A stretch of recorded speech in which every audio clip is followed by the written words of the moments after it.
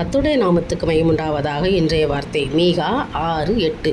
உன் தேவனுக்கு முன்பாக மனத்தாழ்மையாய் நடப்பதை அல்லாமல் வேறு எண்ணத்தை கர்த்தர் உன்னிடத்தில் கேட்கிறார். எனக்கு அருமையானவர்களை, இன்றைக்கி தாழ்மை உள்ளவர்களுக்கு கர்த்தர் கிருபை அளிக்கிறார். ஆனால் இன்றைக்கு மனமேட்டமையாய் நடந்து கொள்கிற அநேகம் இருக்கிறாங்களா. ஆனால் இன்றைக்கி கர்த்தர் சொல்கிறாரு, எனக்கு முன்பாக நீ தாழ்மைப்படு, நான் உன்னை ஆசீர்வதிப்பேன். ஏனென்றால் அவர் அதை தான் விரும்புகிறார், அதையும் தேவன் உன்னிடத்தில் கேட்கிறார். உன் தேவனுக்கு முன்பாக மனத்தாழ்மையாய் நடப்பதை அல்லாமல் வேறு எண்ணத்தை கர்த்தர் உன்னிடத்தில் கேட்கிறார். வேறு என்ன ஆண்டவர் உங்கள்கிட்ட கேட்குறார்? எனக்கு முன்பாக நடந்து கொண்டு உத்தமனாக இருன்னு சொல்லி ஆபிரகாமை நோக்கி பேசினார் இல்லையா?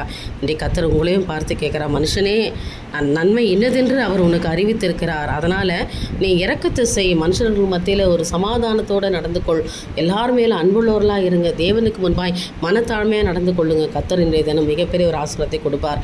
அதனால் பெருமை உள்ளவருக்கு அதில் ஏற்று நிற்கிறார். அதனால் இன்றைய தினம் கர்த்தருடைய சமூகத்தை அறிக்கை செய்யுங்க. ஆண்டவரே, நான் முன்பாக செய்த பாவங்கள் மீறுதல் எல்லாவற்றையும் அறிக்கை செய்கிறப்பா, என்ன நீங்கள் ஆசீர்வதிங்க, இன்று முதல் என்னை ஆசீர்வதிங்க ஆண்டவரே என்று சொல்லி கேளுங்க. கர்த்தர் உங்களிடத்தில் விருப்பத்தை கேட்குறார். ஆண்டவர் கேட்குறத நீங்கள் ஆண்டவர்கிட்ட கொடுங்க. கர்த்தர் உங்களை ஆசீர்வதிப்பாராக. தேவனுக்கே மகிமை உண்டாகட்டும். ஆமென்.